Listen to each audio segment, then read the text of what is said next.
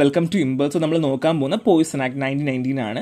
So basically Poisson ആക്ടിൻ്റെ ആവശ്യം എന്താണ്? ആരും കപ്പലണ്ടി മുട്ടായി പോയി കടയിൽ വാങ്ങുന്നത് പോലെ വാങ്ങാൻ പാടില്ല പോയിസൺ. അതാണ് നമ്മുടെ മെയിൻ ആയിട്ടുള്ള അജണ്ട ആയിരുന്നു കേട്ടോ. അപ്പോൾ പണ്ട് കാലങ്ങളിൽ ഈ പോയിസൺ ആക്ട് കൊണ്ടുവരുമ്പം 3 കാര്യങ്ങളായിരുന്നു നമ്മുടെ ഗവൺമെൻറ് മൈൻഡ് വെച്ചിരുന്നത്. ഒന്ന് പൊസഷൻ, ഒരാൾ കയ്യിൽ വെച്ചിരിക്കണോ വേണ്ടോ, എത്ര വെച്ചിരിക്കാം എന്നുള്ളത്. ഒരാൾ ഇമ്പോർട്ട്, അതായത് ഇപ്പോൾ നിങ്ങൾ പോയിട്ട് ഓക്കെ കുറച്ച് പോയിസൺ എനിക്ക് ഇമ്പോർട്ട് ചെയ്യണമെന്ന് പറഞ്ഞാൽ ഇമ്പോർട്ട് ചെയ്യാൻ പറ്റില്ല. ആൻഡ് കുറച്ച് സെയിൽസ്, അത് നിങ്ങൾക്ക് എല്ലാ പോയിസൺ എടുത്ത് വെച്ച് സെയിൽ ചെയ്യാൻ പറ്റില്ല, അല്ലെങ്കിൽ ഇത്ര ലിമിറ്റൊക്കെ കണക്കാക്കി വെച്ചിട്ടുണ്ടായിരിക്കും. അപ്പം 3 കാര്യങ്ങളാണ് അവർ മേജർലി ഫോക്കസ് ചെയ്ത് ഇമ്പോർട്ട്, പൊസിഷൻ, സെയിൽ എന്നുള്ളത്. അപ്പം ഇത് ഫസ്റ്റ് ഓഫ് ഓൾ ഈ ഒരു ലോ കൊണ്ടുവരുന്നത് 1904 ഈ ലോ കൊണ്ടുവരുന്നത്. അതിന് പിന്നെ നമ്മൾ ഇച്ചിരി കൂടെ ഫർണിഷ് ചെയ്ത് റെഗുലേറ്റ് ചെയ്ത് ഒരു അഡ്വാൻസ്ഡ് വേർഷനിൽ കൊണ്ടുവന്നാണ് 1919 ലോ. അപ്പോൾ ബേസിക്കലി നമ്മുടെ സ്റ്റാർട്ടിങ് എന്ന് പറയുന്നത് പോയിസൺ ആക്ടിൻ്റെ സ്റ്റാർട്ടിങ് 1904, പിന്നെ അത് ലാസ്റ്റ് ഫർണിഷ് ചെയ്ത് ഇപ്പോൾ വരെ ഉള്ളത് 1919 പോയിസൺ ആക്ട് ആണ് എന്നുള്ളതും കൂടെ മൈൻഡിൽ വെച്ചിരിക്കാം. So first of all history പറയാം. 1904 പോയിസൺ ആക്ട് പാസ് ചെയ്തു എന്നുള്ളതാണ്. പക്ഷേ ആ സമയത്ത് പാസ് ചെയ്തെങ്കിലും അത് അത്ര വലിയ സഫീഷ്യൻ്റ് ആയിരുന്നില്ല, അല്ലെങ്കിൽ അതിനകത്ത് പോരായ്മകൾ ഒരുപാടുണ്ടായിരുന്നു. പിന്നെ 1910-ലും 14-ലും എന്ത് ചെയ്തു, ലൈക്ക് ഇൻക്ലൂഡിങ് ഉത്തർപ്രദേശ് വരെ എന്ത് ചെയ്തു, ആ ഒരു അമെൻമെൻറ്റും ഒക്കെ സ്ട്രെങ്ത് ചെയ്യണം, ആ റൂൾ ആൻഡ് റെഗുലേഷൻ ഒക്കെ ഇച്ചിരി സ്ട്രെങ്ത് ചെയ്യണം, അല്ലെങ്കിൽ ഇച്ചിരി കൂടെ നമ്മൾ കാര്യമായിട്ട് അത് കാണണമെന്നും പറഞ്ഞ് അവർ ഒരുപാട് കാര്യങ്ങൾ അതിൽ കൊണ്ടുവന്നു. ശേഷമാണ് 1919 എന്താണ് പോയിസൺ ആക്ട്, എങ്ങനെയായിരിക്കണം എന്നുള്ള കാര്യങ്ങളൊക്കെ കൊണ്ടുവന്നത്. അങ്ങനെ 1904 റൂളിന് എന്ത് ചെയ്തു, അവർ ഇച്ചിരി കൂടെ ഫർണിഷ് ചെയ്ത് അടിപൊളി റൂളാക്കി എന്ത് ചെയ്തു. ഞാൻ നേരത്തെ പറഞ്ഞ പോലെ ഇമ്പോർട്ട്, പൊസഷൻ, സെയിൽ എന്ന് പറയുന്ന 3 കാര്യങ്ങൾ കൂടുതൽ ഫോക്കസ് ചെയ്തുകൊണ്ട് റൂളും റെഗുലേഷനും കൊണ്ടുവന്നു എന്നുള്ളതാണ്. ഇനി ജോഗ്രഫിക്കൽ സ്കോപ്പ് പറയുവാണെങ്കിൽ ഇപ്പോൾ നമുക്കറിയാം ജമ്മു ആൻഡ് കാശ്മീർ ഇൻക്ലൂഡിംഗ് ആണ് ഇന്ത്യ ഉള്ളത്. പക്ഷേ പണ്ട് അങ്ങനെയല്ല. അപ്പോൾ നമുക്ക് 1919 ലോ വെച്ച് നമുക്ക് പഠിക്കാം. സോ ബേസിക്കലി പോയിസൺ ആക്ട് 1919 പ്രകാരം ജമ്മു ആൻഡ് കാശ്മീർ ഒഴികെ ബാക്കി എല്ലായിടും എന്ത് ചെയ്തു, ഇംപ്ലിമെൻറ്റ് ചെയ്തു. അഡ്മിനിസ്ട്രേഷൻ ഇതാരാണ് മോണിറ്റർ ചെയ്യുക? വെറുതെ അഡ്മിനിസ്റ്റർ ചെയ്താൽ മതിയോ? അത് ബേസിക്കലി അഡ്മിനിസ്റ്റർ ചെയ്തത് CDSO, central drug standard control organisation ആണ്. നമ്മുടെ എല്ലാ മരുന്നുകളും, നമ്മുടെ ഇന്ത്യയിൽ ഉണ്ടാക്കുന്ന എല്ലാ മരുന്നുകളും ഒക്കെ കൺട്രോൾ ചെയ്യുന്ന അഡ്മിനിസ്ട്രേഷൻ CDSO ആണ്. പുതിയ ഡ്രഗ് ഉണ്ടാക്കണമെങ്കിലും ഇറക്കണമെങ്കിലും ഒക്കെ ചെയ്യുന്ന CDSO ആണ്. പിന്നെ അതുമാത്രമല്ല under the ministry of health and welfare, government of India, ഇവരാണ് എന്ത് ചെയ്ത് ഈ ഒരു സ്കോപ്പും ബാക്കിയുള്ള കോപ്പുകളും ഒക്കെ കൊണ്ടുവന്ന് ഇട്ടത് കേട്ടോ. So next one is enforcement.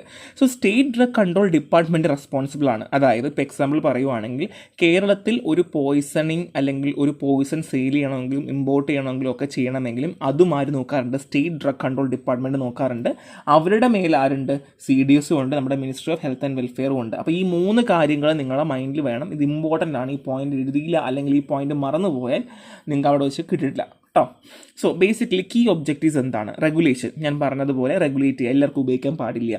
Public safety, പബ്ലിക്കിന് സേഫ് ആയിരിക്കണം, ഒരു കാരണവശാലും ഡേഞ്ചറസ് ആയിട്ടുള്ള കാര്യങ്ങൾ ഉണ്ടാവാൻ പാടില്ല. കംപ്ലയിൻസ്, ഈ റൂൾ നമ്മൾ ഉണ്ടാക്കിയാൽ മാത്രം മതിയോ? ആ റൂൾ അനുസരിച്ച് ഒരു വർക്ക് ചെയ്യും വേണം. ആൻഡ് കൺട്രോൾ, ഇപ്പോൾ സ്റ്റോക്കിംഗ്, സെയിലിംഗ്, മാനുഫാക്ചറിങ് അല്ലെങ്കിൽ ഒക്കെ അങ്ങനെയുള്ള എല്ലാ കാര്യങ്ങളും ചെയ്യാനൊക്കെ ഈ റൂള് പ്രതിപാദിക്കുന്നുണ്ട് എന്നുള്ളതാണ്.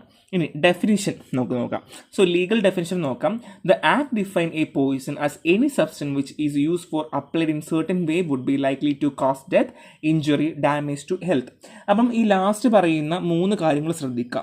അതായത് മരണം സംഭവിക്കാം, അല്ലെങ്കിൽ ഇഞ്ചുറി സംഭവിക്കാം, അല്ലെങ്കിൽ ആരോഗ്യമായിട്ടുള്ള പ്രശ്നങ്ങൾ ഉണ്ടാകാം എന്നുള്ളത്. ഇതിന് കാരണമാകുന്ന സാധനങ്ങളെല്ലാം നമ്മൾ എന്തെന്ന് പറയും? പോയിസൺ എന്ന് പറയും.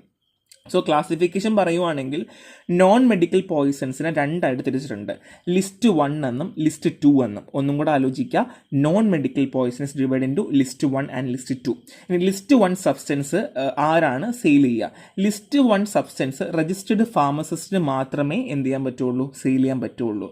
ലിസ്റ്റ് 2 ആണെങ്കിൽ ലൈസൻസ് ഉള്ള റീറ്റെയിലേഴ്സിന്, അതായത് കടയിലില്ല, ഇപ്പോൾ എക്സാമ്പിൾ എലിവേഷൻ ഒക്കെ ഇല്ല, അതൊക്കെ വിൽക്കുന്ന റീറ്റെയിലേഴ്സ് ഇല്ല, അപ്പോൾ ലൈസൻസ് ഉള്ള റീറ്റെയിലേഴ്സുകാർക്കും വിൽക്കാം എന്നുള്ളതാണ്.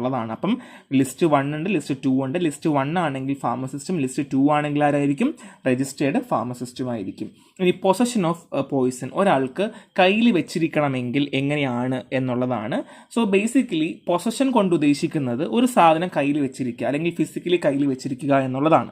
ലീഗലി പറയുവാണെങ്കിൽ 1919 കണ്ടക്സ്റ്റിൽ വെച്ചിട്ട് പോയിസണെ പറ്റി പറയുവാണെന്നുണ്ടെങ്കിൽ ഒരു ഇൻഡിവിജ്വലോ അല്ലെങ്കിൽ ഒരു ഓർഗനൈസേഷനോ ഫിസിക്കലി അല്ലെങ്കിൽ ഒരു കുറച്ച് പോയിസൺ അവർ കയ്യിൽ വെച്ചിട്ടുണ്ടെങ്കിൽ അതിനെയാണ് നമ്മൾ എന്ത് പറയുക? പൊസഷൻ എന്ന് പറയാം.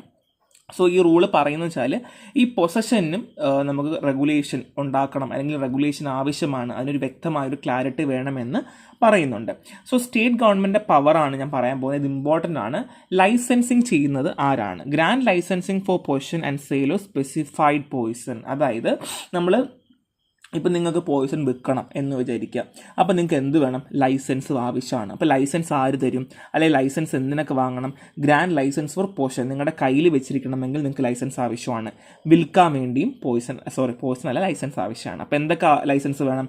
നിങ്ങൾക്ക് കയ്യിൽ വെച്ചിരിക്കണമെങ്കിലോ അല്ലെങ്കിൽ നിങ്ങൾക്ക് വിൽക്കണമെങ്കിലോ നമുക്ക് എന്ത് വേണം? ലൈസൻസ് വേണം. ഇനി എലിജിബിലിറ്റി നമ്മൾ പറയുന്നത് ഓൾറെഡി നമുക്കറിയാം.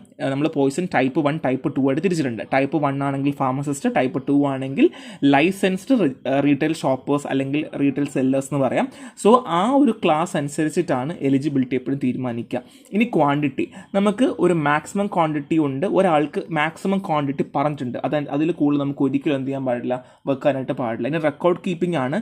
നിർബന്ധമായും രജിസ്റ്റേഴ്സ് കീപ്പ് ചെയ്യണം. ആർക്ക് കൊടുത്തു, എത്ര എമൗണ്ട് കൊടുത്തു, എന്ന് കൊടുത്തു, എപ്പോൾ കൊടുത്തു.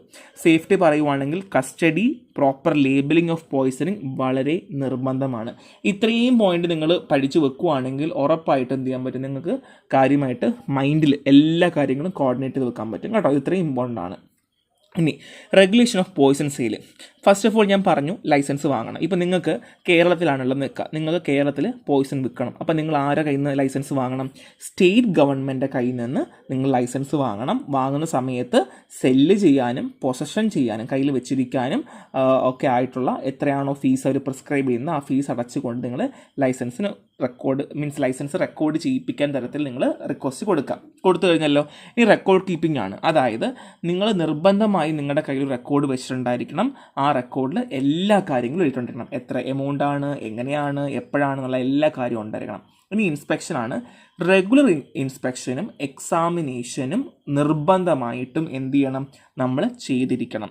സേഫ്റ്റി മെഷേഴ്സ് നമ്മൾ കസ്റ്റഡി വെക്കുമ്പം അതിൻ്റേതായ safety measures including labelling proper ആയിരിക്കണം, കണ്ടെയ്നർ പ്രോപ്പർ ആയിരിക്കണം. അങ്ങനെയുള്ള ബേസിക് കാര്യങ്ങൾ നമ്മൾ നിർബന്ധമായിട്ടും ശ്രദ്ധിച്ചിട്ടുണ്ടായിരിക്കണം. ഇല്ലാന്നുണ്ടെങ്കിൽ പുറത്തുനിന്ന് സ്റ്റേറ്റ് ഗവൺമെൻറ് എപ്പോഴെങ്കിലും ആരെങ്കിലും ഇൻസ്പെക്ഷന് വിടുവാണെന്നുണ്ടെങ്കിൽ നമുക്ക് എന്ത് കിട്ടും മക്കളെ? പണി കിട്ടും. Okay. So next one is possession of poison state government authority. So possession നമ്മൾ കയ്യിൽ വെച്ചിരിക്കണമെങ്കിൽ എങ്ങനെയാണ്? ലോക്കൽ റിക്വയർമെൻ്റ് ഉണ്ട്. സ്റ്റേറ്റ് ഗവൺമെൻറ് കയ്യിൽ തന്നെയാണ് നമ്മൾ എന്ത് ചെയ്യേണ്ടത്? നിർബന്ധമായിട്ടും നമ്മൾ വാങ്ങേണ്ടത്, ലെറ്ററൊക്കെ വാങ്ങേണ്ടത്. കാര്യം ഏതെങ്കിലും തരത്തിൽ നമ്മൾ എന്തെങ്കിലും രീതിയിൽ എപ്പോഴെങ്കിലും ഏതെങ്കിലും പോയിന്റ് വെച്ചിട്ട് നമ്മുടെ കയ്യിൽ നിന്ന് പോയിസൺ എന്തെങ്കിലും സംഭവിച്ചു കഴിഞ്ഞാൽ, അല്ലെങ്കിൽ ഒരു കൊച്ചു കുട്ടിയെടുത്ത് കഴിച്ചു, അല്ലെങ്കിൽ ആരെങ്കിലും മരിക്കാൻ വേണ്ടി എടുത്ത് കഴിച്ചു, നമ്മളായിരിക്കും ഉത്തരവാദിത്വം. അതുകൊണ്ടാണ് നമ്മൾ പറയുന്നത് എന്തിനു വേണ്ടി? ലൈസൻസ് നിർബന്ധമായും എടുത്തിരിക്കണം എന്നുള്ളത്. ഇത് മാത്രമല്ല ചില സമയങ്ങളിൽ ഈ ലോക്കൽ റെഗുലേഷൻസ് ഉണ്ടാവാറുണ്ട്. അതായത് ഇന്ന ഏരിയയിൽ മാത്രം പോയിസന് റെഗുലേഷൻ ഉണ്ടാവും. അതായത് പണ്ട് ഈ നമ്മൾ നോർത്തിലേക്കൊക്കെ പോവുകയാണെങ്കിൽ ഈ കാറ്റിലൊക്കെ ഇല്ലേ, കാറ്റിൽ മീൻസ് നമ്മുടെ ഈ പശുക്കളൊക്കെ ഇല്ല, അവരെയൊക്കെ പോയിസൺ ചെയ്ത് കൊല്ലാറുണ്ടായിരുന്നു. അല്ലെങ്കിൽ ഒരുപാട് ക്രൈം ഒക്കെ കാണുന്ന സ്ഥലങ്ങൾ ഉണ്ടാവില്ല, അവിടെയൊക്കെ ഒരു കാരണവശാലും പോയിസൺ ഒന്നും അങ്ങനെ അധികം വിൽക്കാനായിട്ട് സമ്മതിക്കില്ല. നമ്മുടെ ഗ്രീഷ്മയില്ലേ, ജ്യൂസ് ഗ്രീഷ്മ, ഫ്രൂട്ടി ഗ്രീഷ്മയൊക്കെ ഇല്ലേ, മറ്റേ വിഷം കലക്കിയിട്ട് പയ്യന് കൊടുത്തൊക്കെ ഇല്ലേ. പിന്നെ അത് മാത്രമല്ല സൈനൈഡൊക്കെ ഓർമ്മയില്ലേ. അപ്പോൾ അതേപോലെയൊക്കെ ഉള്ള ഏരിയകളിലൊക്കെ എന്തായിരിക്കും? ഒരുപാട് റെഗുലേഷൻസ് ഉണ്ടായിരിക്കും. പറയാൻ പെനാൽറ്റീസ് ആണ്. അതായത് ഈ ഒരു റൂള്, ഈ പൊസഷൻ്റെ കാര്യത്തിൽ നിങ്ങൾ റൂൾ എങ്ങനെ വൈലേറ്റ് ചെയ്ത് കഴിഞ്ഞാൽ നിങ്ങൾക്ക് 1 വർഷം വരെ ജയിലിൽ കിടക്കേണ്ട ഒരു അവസ്ഥയിലേക്ക് വരും. അത് മാത്രമല്ല 1000 രൂപ ഫൈനും വരാം. സോ മേ ബി ഒന്നെങ്കിൽ 1000 രൂപ മാത്രം ഫൈൻ വരാം, ഇല്ലെങ്കിൽ എന്ത് ചെയ്യാം? ജയിലിൽ മാത്രം കിടക്കേണ്ടി വരും, ഇല്ലെങ്കിൽ രണ്ടും ഒരുമിച്ചും വരാം. അത് ഡിപ്പെൻഡ് ചെയ്തിട്ടായിരിക്കും ഉണ്ടായിരിക്കുക. നിയമം എങ്ങനെയാണ് നിങ്ങൾ അനുശാസിക്കുന്നത് ആ രീതിയിലായിരിക്കും ആ ഒരു കാര്യങ്ങളൊക്കെ വരുന്നത് കേട്ടോ. So next one is import. നിങ്ങൾക്ക് കുറച്ച് ഡ്രഗുകൾ അമേരിക്കയിൽ നിന്ന് കുറച്ച് ഇങ്ങോട്ട്, ഡ്രഗ് അല്ല പോയിസൺ കേട്ടോ. സോ പോയിസൺ നിങ്ങൾക്ക് ഇമ്പോർട്ട് ചെയ്യണം എന്ന് വെച്ചോളൂ. അപ്പോൾ ആരായിരിക്കും regulatory authority? Central government control ആണ്, അല്ലെങ്കിൽ സെൻട്രൽ ഗവൺമെന്റ് ആണ് ഇത് റെഗുലേറ്റ് ചെയ്യുന്നത്. എത്രത്തോളമാണ് ഇമ്പോർട്ട് ചെയ്യണം, ഏത് പോയിസൺ നമുക്ക് ഇമ്പോർട്ട് ചെയ്യാൻ പറ്റും എന്നുള്ള കാര്യങ്ങൾ അവരാണ് തീരുമാനിക്കുന്നത്. ലൈസൻസിങ് റിക്വയർമെന്റ് ആവശ്യം എന്ന് പറയുമ്പോൾ ഇമ്പോർട്ട് ചെയ്യാൻ, പോയിസൺ ഇമ്പോർട്ട് ചെയ്യാനായിട്ട് ആവശ്യമായിട്ടുള്ള ലൈസൻസ് നിങ്ങൾക്ക് നിർബന്ധമായി ആവശ്യമാണ്. റെഗുലേറ്ററി അതോറിറ്റി എന്ന് പറയുന്നവരാണ് സെൻട്രൽ ഗവൺമെന്റ് തന്നെയാണ്, ഞാൻ ഓൾറെഡി പറഞ്ഞതുപോലെ തന്നെയാണ് എന്നുള്ളതാണ്.